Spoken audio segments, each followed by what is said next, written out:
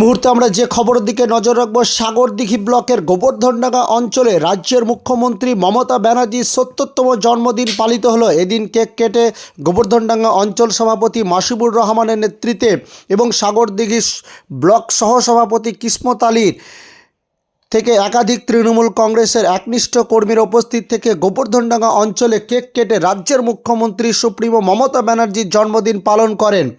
এদিন জন্মদিন পালনে এলাকার যেমন ৮ থেকে ৮০ প্রত্যেকেই যেমন উচ্ছ্বসিত। গোবর্ধনডাঙ্গা এলাকাবাসী কি বললেন অঞ্চল সভাপতি শুনুন। আজকে প্রথমেই জানাই প্রত্যেককে সালাম নমস্কার যারা দেখছেন বা শুনছেন। আজকে আমাদের সকলের প্রিয় আমাদের দিদি মমতা ব্যানার্জির ৭০তম জন্মদিন।